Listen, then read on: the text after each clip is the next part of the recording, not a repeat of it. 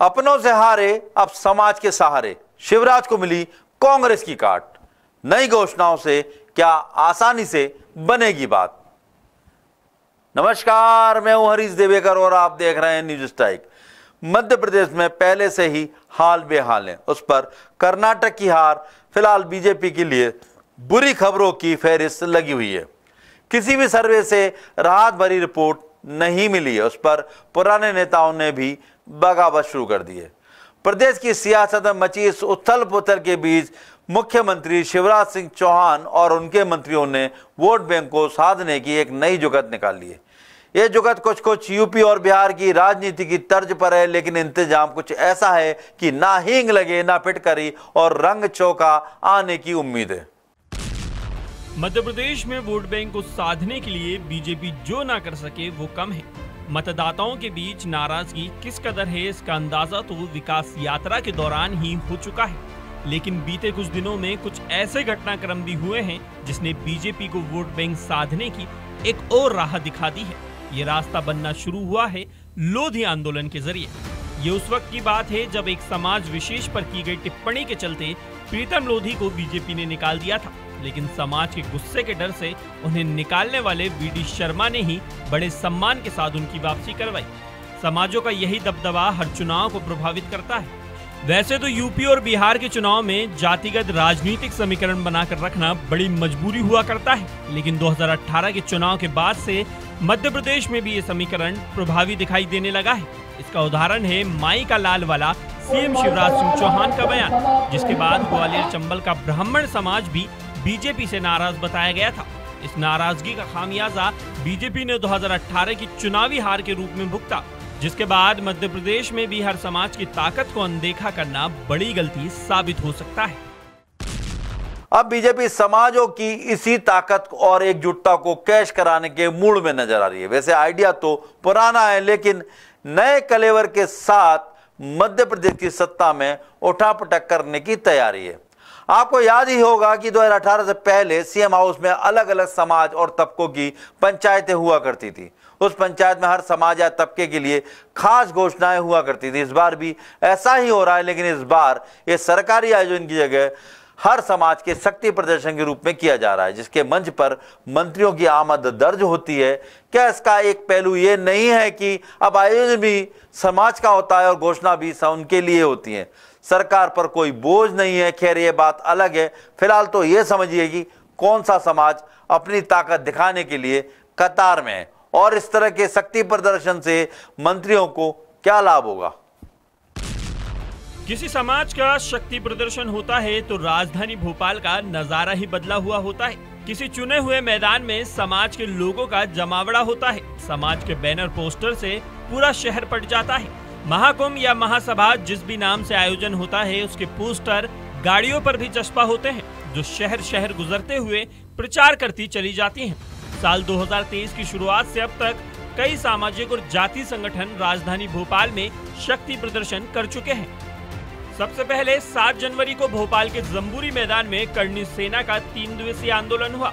10 फरवरी को आदिवासी सुरक्षा मंच ने भोपाल में 80,000 आदिवासियों के साथ डी लिस्टिंग रैली निकाली। भोपाल के गोविंदपुरा दशहरा मैदान में 11 फरवरी को भीम आर्मी और पिछड़ा वर्ग की अधिकार रैली हुई। 31 मार्च को आरएसएस के बैनर तले सिंधु महासभा का महासम्मेलन हुआ। 2 अप्रैल को भोपाल में सिंधु और साहू तेलिक समाज भी शक्ति प्रदर्शन कर चुके हैं। 14 मई को जाट महासभा का शक्ति प्रदर्शन हो चुका है। 4 जून को 11 सूत्री मांगों को लेकर ब्राह्मण महासभा का शक्ति प्रदर्शन। 4 जून को ही भारतीय क्षत्रिय किरार महासभा का युवक युवती परिचय सम्मेलन होना है। इस तरह के आयोजन से सभी जातियां प्रदेश में अपनी आबादी के अनुपात में राजनीतिक हिस्सेदारी की मांग कर रही है। तो भारतीय जनता पार्टी के अंदर भी इस मुद्दे पर दो राय हो गई है। कोस्पा समाज का उन्होंने बना दिया, जाट समाज का बना दिया, ब्राह्मण समाज का बना दिया। अब कहीं ना कहीं जैन समाज, अग्रवाल समाज, बनिया समाज और तमाम सारे ये जो हो रहा है ना, ये एक तरह से वोटों के लिए हम समाज को बांटने का काम कर रहे हैं। यदि हम सर्व समाजी और सबकी बात करें और सबके कल्याण की बात करें तो ज़्यादा अच्छा होगा। पहले आपने पैसा कानून बनाया, फिर ST SC पे किया, फिर लाडली बहना लेके आए। कुल मिला के सरकार की एक योजना जो है वो टोटल और टोटल केवल वोट को ध्यान में रखकर बनाई जा रही हैं। और इसी का परिणाम है कि हमें जो सम्मेलन दिखाई दे रहे हैं, हुंकार दिखाई दे रही है, ये हुंकार समाज तभी कर रही है जब सरकार देने लगी है तो लोग लेने के लिए सड़क पर उतरने लगे हैं।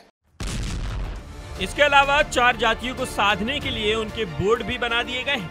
स्वर्ण कला बोर्ड, रजक कल्याण बोर्ड, तेलघानी बोर्ड और विश्वकर्मा कल्याण बोर्ड बनाने के आदेश जारी किए जा चुके हैं। इनमें से बहुत से शक्ति प्रदर्शन ऐसे भी हुए हैं जिसमें समाज से जुड़े मंत्री या विधायक भी पहुंचे हैं। उनका इशारा भी साफ है, शक्ति प्रदर्शन में शामिल होकर वो अपने साथ जुड़े वोट बैंक और उसकी ताकत जाहिर कर रहे हैं। इसका ताल्लुक भी इंटरनल सर्वे की रिपोर्ट से जुड़ा हो तो कोई ताज्जुब नहीं होगा। ये अधिकांश मंत्रियों और विधायकों को इल्म है कि रिपोर्ट खराब हुई तो उनका टिकट कट सकता है। तो क्या इस बार अपने समाज की ताकत या समाज का समर्थन दिखाकर नेता कोई खास मैसेज देने की कोशिश में है? देखिए क्या है, कर्नाटक चुनाव के पहले ही, कर्नाटक चुनाव परिणाम आने से पहले ही ये लग गया था कि कर्नाटक हाथ से जा रहा है और उसके बाद मध्य प्रदेश में मंत्रिमंडल में बड़ा फेरबदल होगा। तो अब मंत्रियों को लग रहा है कि ऐसा ना हो, यदि हमें बाहर कर दिया तो निश्चित तौर पर हमारी टिकट भी कट जाएगी। तो वो तमाम सारे मंत्री अपना शक्ति प्रदर्शन कर रहे हैं। मैं आपको बताऊं कि 21 अप्रैल को भोपाल में मतलब भारतीय जनता पार्टी के ब्राह्मणों के एक खेमे ने गुफा मंदिर पे कार्यक्रम किया, परशुराम जयंती मनाई और वहाँ मुख्यमंत्री जी को बुलाकर घोषणा करा दी कि ब्राह्मण आयोग बनेगा। लेकिन अब दूसरा वर्ग जो है, जिसमें 2-3 मंत्री भी शामिल हैं, उनको लग रहा है कि वहाँ हमारी कोई दाल गली नहीं, हमारा कोई महत्व था नहीं। तो अब ये जो दूसरा जो 4 जून को जो सम्मेलन हो रहा है, ब्राह्मण सम्मेलन, उसमें हुंकार भरने के लिए पीछे से 3-4 मंत्री लग गए हैं। तो आप समझिए, अभी हमने देखा जाट समाज में कमल पटेल पूरी तरह छाए हुए थे। तो ये जो मंत्री हैं मंत्रिमंडल में, वो भी अपनी ताकत दिखाने के लिए इस तरह के आयोजन करा रहे हैं। इस तरह के शक्ति प्रदर्शन का मकसद समाजों की नाराजगी दूर करने के साथ ही अपने लिए टिकट पक्का करना भी समझा जा सकता है। इसी से जुड़ा आज का हमारा सवाल है, क्या समाज के नाम पर राजनीति कर सत्ता की कुर्सी तक पहुंच सकेगी बीजेपी? आपके पास 3 ऑप्शन हैं, हाँ, नहीं और कह नहीं सकते। आप हमारे सोशल मीडिया अकाउंट यानी फेसबुक, यूट्यूब, इंस्टाग्राम और ट्विटर पर इसके जवाब दे सकते हैं।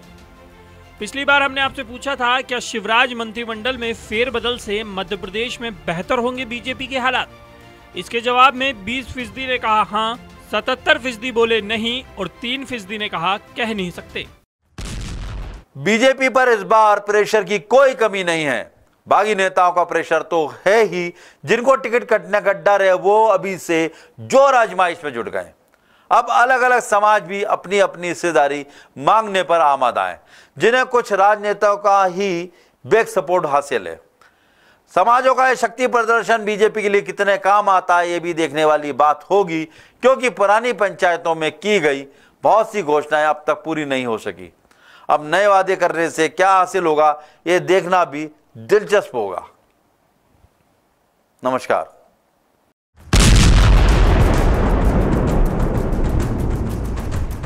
द सूत्र की खबरों को देखने के लिए प्ले स्टोर और एप्पल स्टोर से डाउनलोड करें हमारा ऐप द सूत्र।